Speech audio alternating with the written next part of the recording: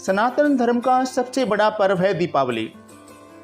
आखिर क्यों दीपावली का त्यौहार मनाया जाता है, चलिए जानते हैं इसके बारे में हमारी आज की इस वीडियो में।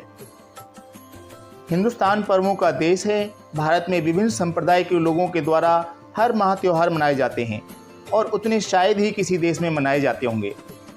दीपावली एक सनातन धर्म का त्यौहार है और इसे साल का सबसे बड़ा त्यौहार माना जाता है। इस त्यौहार को अधर्म पर धर्म की विजय और अंधकार पर रोशनी की विजय के प्रतीक के रूप में मनाया जाता है। इस पर्व से जुड़े ऐतिहासिक महत्व की बहुत सारी कहानियां हैं। इस त्यौहार की तैयारी करने के लिए लोग एक माह पहले से ही घर की साफ सफाई, रंग रोगन और खरीदारी के कामों में लग जाते हैं। दीपावली लोगों के लिए अन्याय और द्वेष को भूल और क्षमा करने का प्रतीक है। इस त्यौहार पर लोग हर जगह खुल के उत्सव और मित्रता की मिठास बांटते हैं। दिवाली एक नई और कायाकल्प आत्मा के जन्म का प्रतीक है। दिवाली के दौरान एक खुश और ताज़ा दिमाग दूसरे व्यक्ति को एक स्वस्थ नैतिक व्यक्ति के रूप में बदलाव करने के लिए प्रेरित करता है, जो अपने काम में अधिक कुशल होगा और आध्यात्मिक रूप से भी उन्नत होगा। दिवाली एक ऐसा उत्सव है जो हर कोने, धर्म और जाति के लोगों को एकजुट करता है। सरल मुस्कान और दयालु मिलनसार हृदय कठोर हृदय को भी पिघला देता है। यह एक ऐसा समय होता है जब लोग खुशी खुशी एक दूसरे को गले लगाते हैं और एक दूसरे के गले लगते हैं। सबसे खास बात यह है कि दिवाली हमारे भीतर की रोशनी को रोशन करती है। दिवाली की रोशनी हमारे सभी अंधेरी इच्छाओं, अंधेरी विचारों को नष्ट करने में मदद करती है। यह त्यौहार एक गहरी आंतरिक रोशनी और आत्म प्रतिबिंब के समय का भी प्रतीक है। दोस्तों, आपको जानकर हैरानी होगी कि दिवाली का पावन पर्व भारत में ही नहीं बल्कि Nepal, Sri Lanka, Malaysia, Mauritius, Suriname, Trinidad, America और दक्षिण अफ्रीका में भी मनाया जाता है। दीपावली का त्यौहार मुख्य रूप से 5 दिनों का होता है, जिसकी शुरुआत धनतेरस के साथ होती है। दीपावली के उत्सव के हर दिन का एक महत्व है, जिसके कारण इन्हें बड़ी धूमधाम से मनाया जाता है। चलिए जानते हैं इस पर्व के और अधिक महत्व के बारे में। धनतेरस। दीपावली पर्व का शुभारंभ धनतेरस से होता है। जैसा कि हमें नाम से ही स्पष्ट होता है, इस दिन धन की देवी माता लक्ष्मी और भगवान धन्वंतरी का पूजन किया जाता है। भारत में इस दिन लोग अपनी दुकान और व्यवसाय वाली जगह पर माता लक्ष्मी की पूजा करते हैं। इस दिन पर सोना खरीदने का महत्व भी हमारे हिंदू धर्म ग्रंथों में विस्तृत रूप में बताया गया है। रूप चौदस। इस पर्व का दूसरा दिन रूप चौदस के रूप में मनाया जाता है। इस दिन महिलाएं बेसन से बने उपकरण का इस्तेमाल कर अपने रूप को निखारती हैं, इसलिए इसे रूप चौदस कहा जाता है। इस विशेष दिन से जुड़ी अन्य कहानियां भी हैं, जिसके अनुसार इस दिन को छोटी दिवाली, रूप चौदस और काली चतुर्दशी भी कहा जाता है।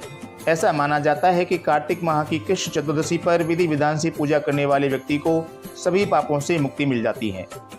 इसी दिन शाम को दीपदान की प्रथा है, जिसे यमराज के लिए किया जाता है। दीपावली। दीपावली का त्यौहार इस क्रम में तीसरे दिन पर आता है। यह त्यौहार कार्तिक माह की अमावस्या को मनाया जाता है। यह एकमात्र ऐसा हिंदू त्यौहार है जो कि अमावस के दिन मनाया जाता है। इस दिन लोग माता लक्ष्मी जी का पूजन करते हैं और एक दूसरे से मिलते हैं, उन्हें मिठाइयाँ बांटते हैं। पूरे भारत में लोग इस दिन घरों में दिए जलाते हैं, पूजन के बाद पटाखे इत्यादि चलाते हैं। इससे संबंधित जानते हैं हमारी पहली कथा। भगवान श्री राम त्रेता युग में रावण को हराकर जब अयोध्या वापस लौटे थे, तब प्रभु श्री राम के आगमन पर सभी अयोध्या वासियों ने घी के दिए जलाकर उनका स्वागत किया था। इसलिए 5 दिनों के उत्सव दीपावली में सभी दिन सभी घरों में दिए जलाए जाते हैं। दूसरी कथा। पौराणिक प्रचलित कथाओं के अनुसार नरक चतुर्दशी के दिन भगवान श्री कृष्ण ने आतताई नरकासुर का वध किया था, इसलिए सभी ब्रजवासियों ने दीप को जलाकर खुशियां मनाई थी। तीसरी कथा। एक और कथा के अनुसार राक्षसों का वध करने के लिए माता पार्वती ने महाकाली का रूप धारण किया था। जब राक्षसों का वध करने के बाद महाकाली का क्रोध कम नहीं हुआ, तब भगवान शिव स्वयं उनके चरणों में लेट गए थे और भगवान शिव के स्पर्श मात्र से ही उनका क्रोध समाप्त हो गया था।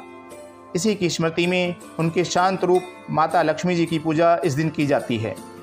कार्तिक मास की अमावस्या के दिन सिखों के छठे गुरु गोविंद सिंह बादशाह जहांगीर हकीकत से मुक्त होकर अमृतसर वापस लौटे थे, इसलिए सिख समाज भी इसे त्यौहार के रूप में मनाता है।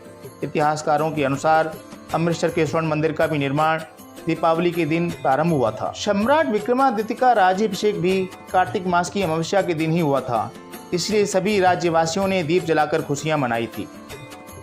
इसके बाद आती है गोवर्धन पूजा। चौथे दिन गोवर्धन और धोक पड़वा के रूप में मनाया जाता है। इस दिन सभी अपनों से बड़ों के घर जाकर आशीर्वाद लेते हैं और इस दिन गौ माता की भी पूजा की जाती है। भाई दूज, दीपावली के उत्सव का अंतिम दिन भाई दूज का होता है। यह भाई बहन का त्यौहार है। इस दिन बहन अपने भाई को अपने घर पर बुलाती है, उसकी लंबी उम्र की कामना करती है और भाई अपनी बहन को इस त्यौहार पर उपहार भेंट करता है। इस पर्व से जुड़ी एक कथा भी हिंदू पुराणों में मौजूद है, जिसके अनुसार सूर्यपुत्र यमराज और उनकी बहन यमुना में अपार स्नेह था। यमुना यम से बार बार निवेदन करती है कि इष्ट मित्रों सहित उसके घर आकर भोजन करें। अपने कार्य में व्यस्त यमराज बात को टालते रहते हैं। कार्तिक शुक्ला का दिन आया। यमुना ने उस दिन फिर से यमराज को भोजन के लिए निमंत्रण देकर उन्हें अपने घर आने के लिए वचनबद्ध कर लिया। तो दोस्तों, कैसी लगी आपको हमारी आज की ये जानकारी? हमें कमेंट कर ज़रूर बताएं। अगर आप हमारी जानकारी से संतुष्ट हैं तो अपने दोस्तों और मित्रों को शेयर करें। साथ ही हमारे चैनल को सब्सक्राइब करना ना भूलें।